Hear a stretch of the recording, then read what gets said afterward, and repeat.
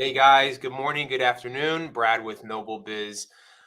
Just looking forward to having some historical insight today on this past year within contact centers. Some of the things that we've seen at NobelBiz, but I wanted to thank you all for taking the time to jump on. We're doing a little something a little bit different. This at the end of this year, where normally with the BizUncut, we kind of pre-record it, cut it up, and then deliver it that way. But we thought we would have this conversation in real time with a couple of the talking points that we came up with as far as what we've seen historically, and then invite you to participate. If you have any questions, if you have any other insights, feel free to post a question in the chat, and we can have a conversation and kind of go from there. So I apologize for a little bit of a late start. Had a little bit of technical difficulty. It looks like my computer wanted to get to Thanksgiving a little bit sooner than it should have. But thanks to our hardworking team behind the scenes, they did a great job. I want to thank Andy and Anda for really getting us up and running in such short order. So fantastic job. So anyway, without further ado, just wanted to talk a few things, few points that we've seen historically this year as we've been dealing with current clients. Some of the things that we've been seeing with some of the new clients that we've brought on board as well. Some of the trends, I guess, is another word that you can use as well. So, starting off right from the beginning, one of the obvious ones is an increased use of cloud software. It's strange to say, like in 2022, that would be something that we identify as a trend, because it's kind of like a 24-month trend if you go all the way back to the beginning or the middle of 2020, where a lot of companies were forced to implement on the fly very fast cloud software. Whether back in 2020, it was everybody, right? It was call centers.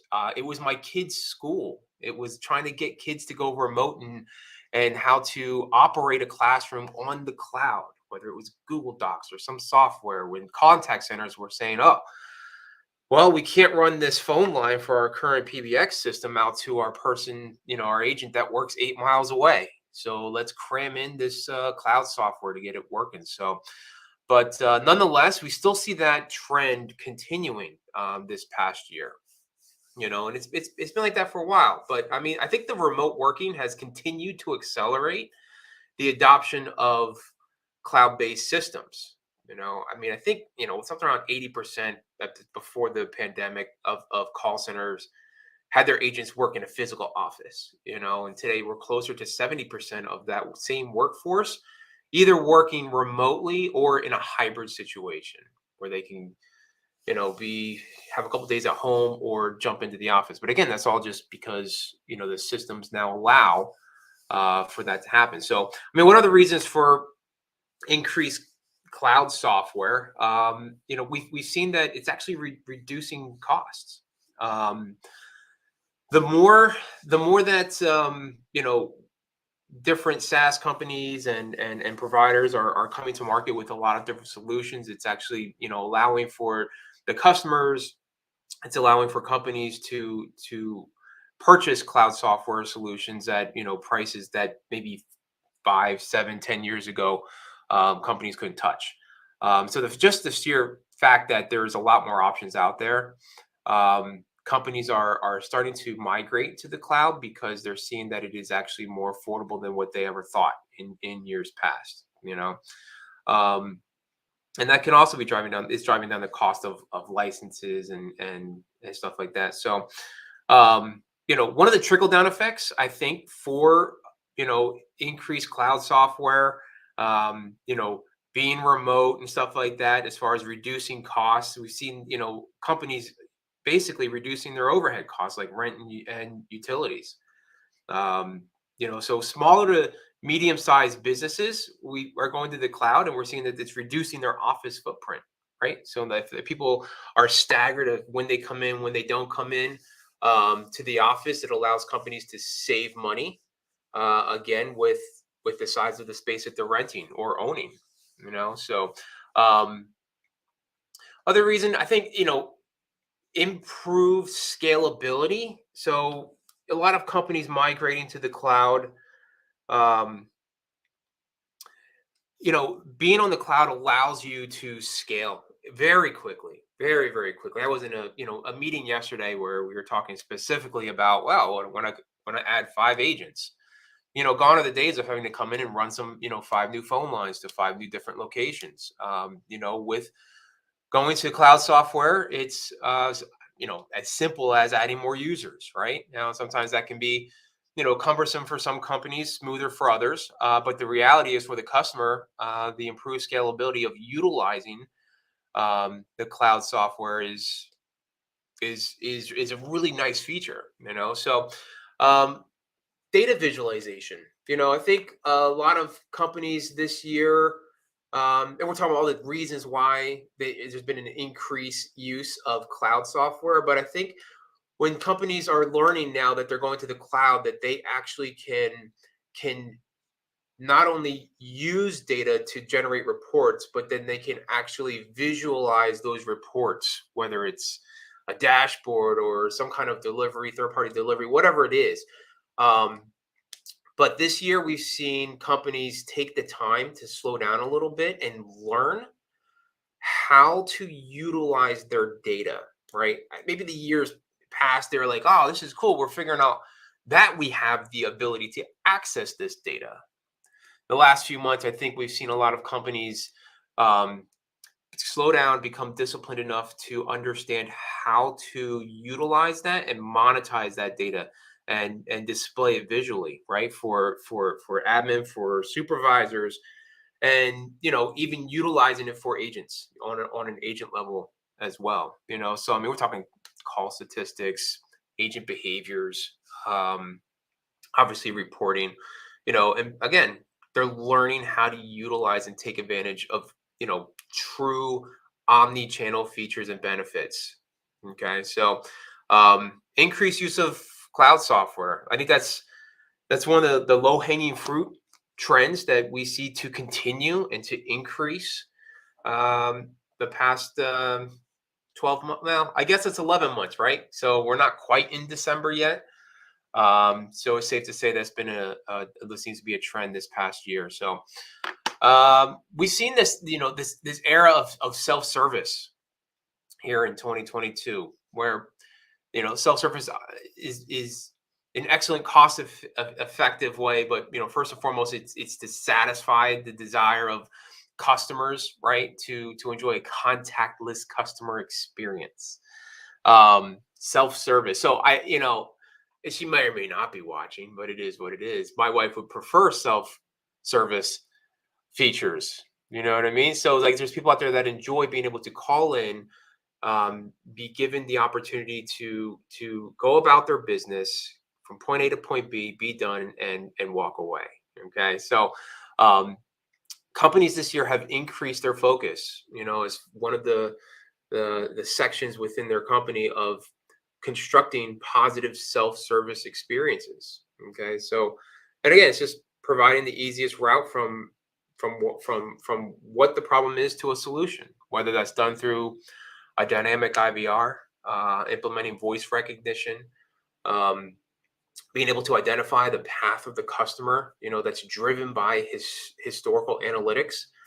Um, because analytics and customer feedback help to guide these companies in plotting the customer journey and identifying a network, of significant events that their customers experience. And this feedback, the analytics, then the companies have been able to use that to dictate the changes that they need to make to allow their customers to essentially execute a self-served action. So it kind of ties in, right? So it's going to the cloud to be able to capture data. The data gets analyzed for a myriad of reasons, and one of which is companies understanding that a percentage of their customer base would prefer the ease or speed of dialing in or using an omni-channel scenario where they're contacting and dealing with whatever it is that they need to deal with. Now, complaints are still complaints.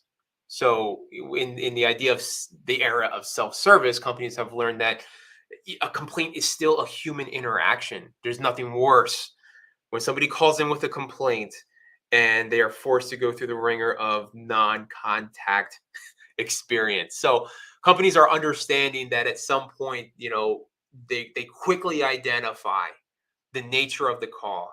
They quickly go from point A to point B being an actual agent or customer service representative that can help uh, somebody that has a complaint on an inbound call. So deployment of voice and speech analytics, definitely increase in use of speech analytic tools. Um, and they're used to easily understand customers interactions and to listen to the customers. The speech analytics tool, it played an essential role uh, as it uses customized set of like rules to record and review customer conversations and translate them into like machine readable text form. So I mean, we've seen again a trend this year with the increased use of deploying voice and speech analytics. So um, it also helps call centers, outsourcing company to highlight the accuracy of user interaction, to measure the internal performance indicators as well. um, and unless you conduct an in-depth search and detect patterns such as emotions or silent patches, hold times, and then obviously understand and hear the way that agents are speaking and responding to their customers.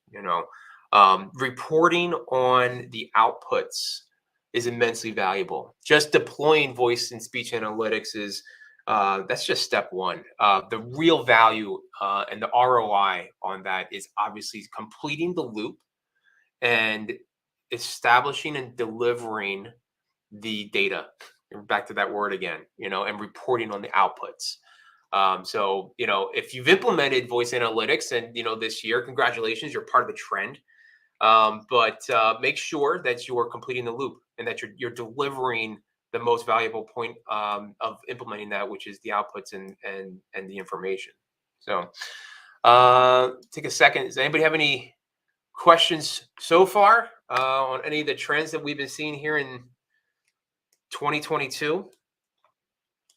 I'll tell you what trend I did not see coming was the Phillies making it all the way to the World Series. As some of you already know, I'm outside of Philadelphia, so that was uh, that was a nice little year in review for us here in Philadelphia. So another topic that we have seen, and this one's kind of near and dear to my heart personally, as a former director and a former operations guy, is this reinventing.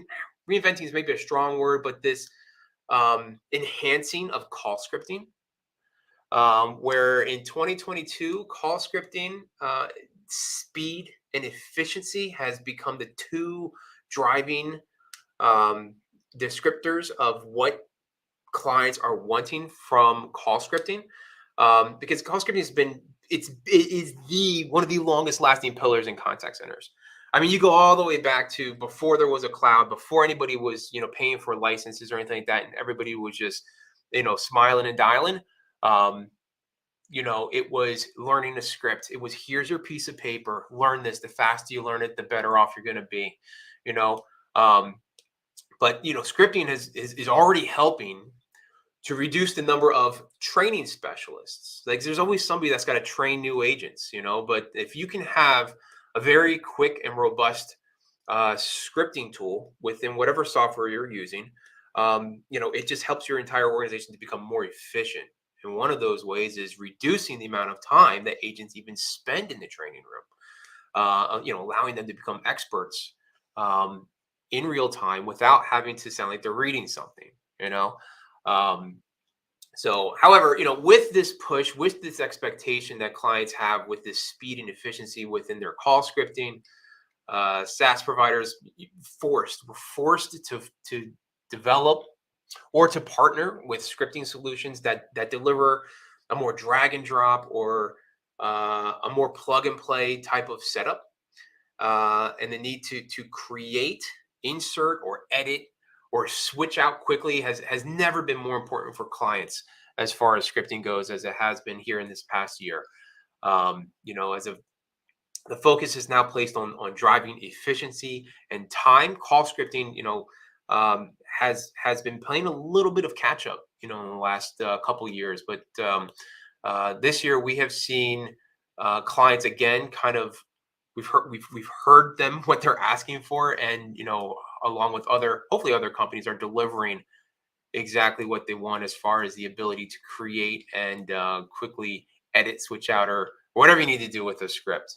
Okay, so um, yeah, I remember the days of coding and inserting and A-framing and all that stuff. And the reality is the ops guys, they're getting to a point where they are the generation that grew up on apps, and they weren't the generation that grew up maybe developing the apps. So I think, and we'll talk about this more maybe around our roundtable in December. But what does it look like in the future? Do they want to literally drag and drop, or whatever it is they need to make a change to a dialing system that it looks like an application like on your mobile phone?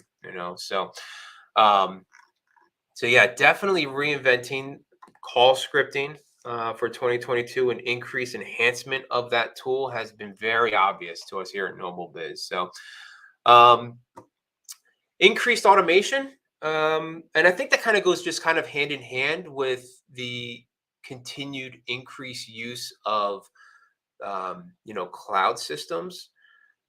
It I'm gonna keep on going back to the idea that it feels like our clients, our new clients, even old clients and partners that we're talking to, is that the customers, um, after this rush to go remote because of the pandemic, and then this settling out of the new norm of remote versus hybrid, I feel like companies have slowed down and embraced the slowdown a little bit to identify everything that's at their fingertips when they truly invest, I'm sorry, into a cloud-based system.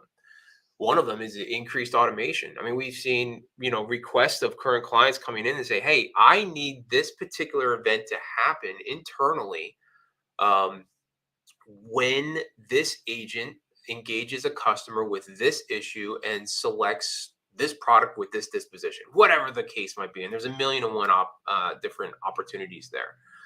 But triggers, data transfer, customer follow up, workflows.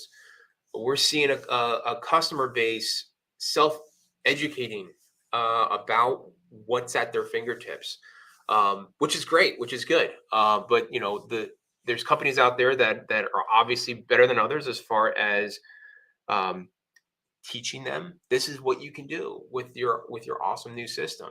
But increased automation, um, some of that's like not to replace a call center agent, it's maybe to augment them, um, or start leveraging and utilizing AI to streamline internal processes, just to remove the monotonous, some of the tools and some of the actions I think that agents utilize.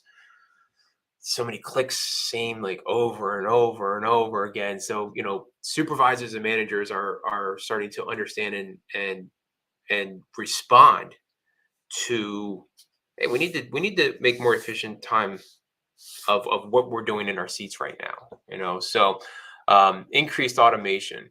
So um, as a result, like the agents, if they're not doing all these monotonous non revenue generating activities, they can actually focus on the things that they do best. If it's sales, it's sales. If it's customer service, it's customer service. But essentially, allowing the automation and the AI in the background to alleviate the burden or the work burden that they have, um, with an output where there's a better customer experience because they're engaging your agents, and they're only focusing on the one thing that they're really good at.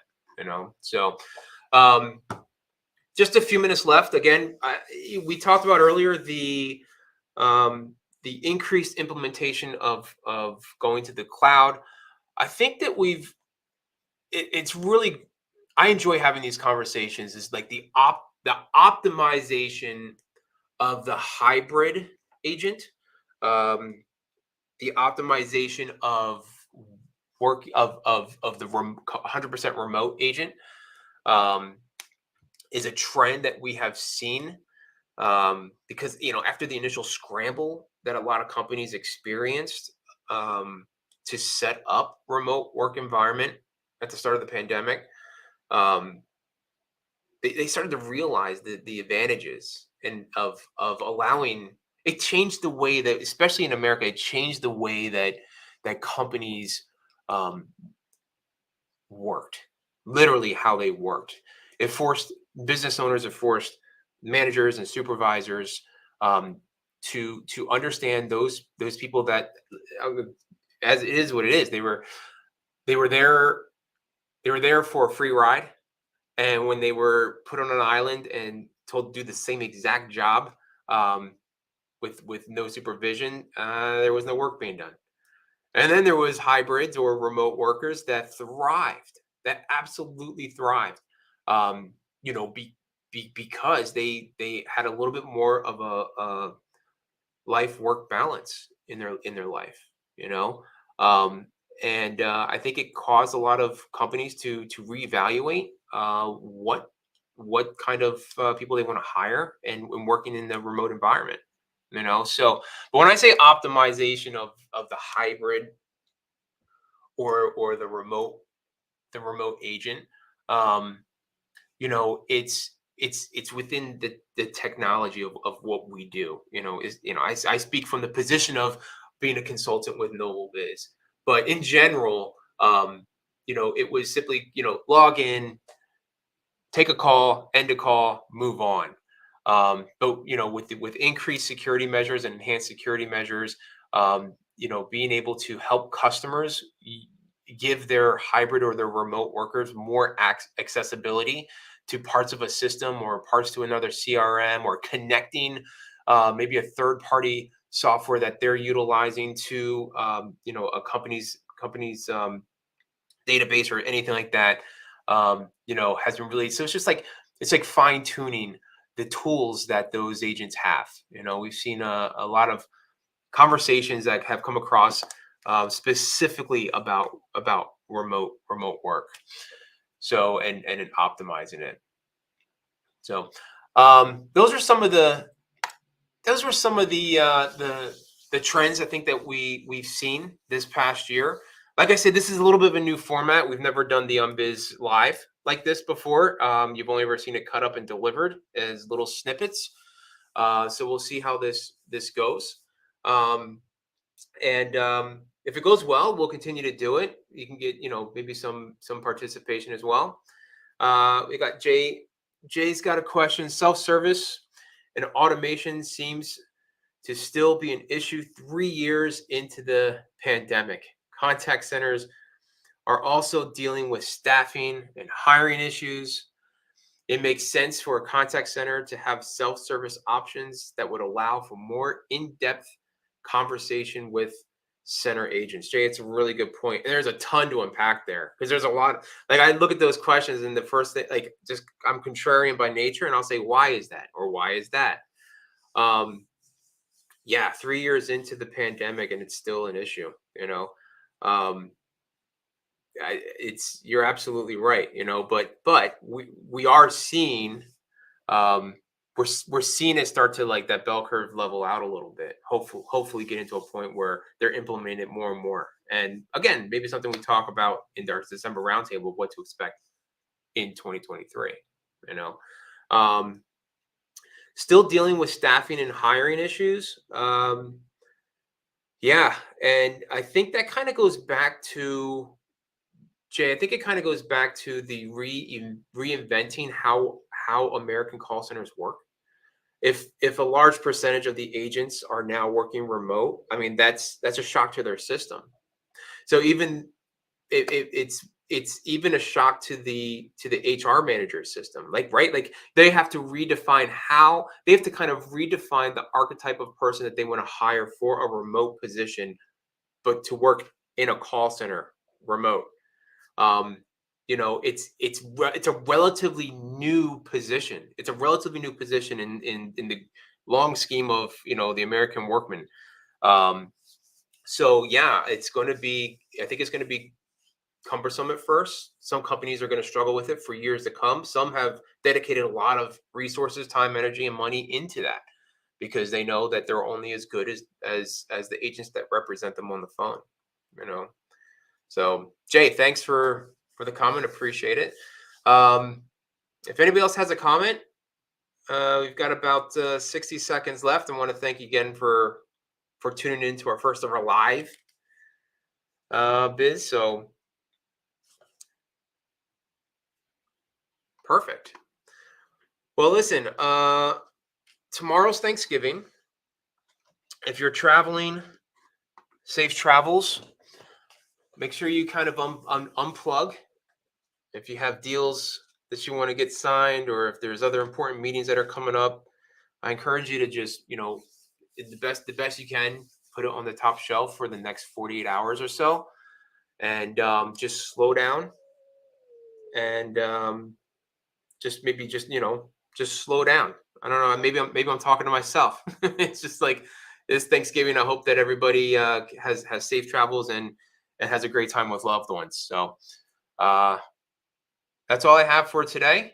And keep your eye out. We will have a December roundtable that's going to be fun and exciting, talking about what to expect here coming up in 2023. Thanks.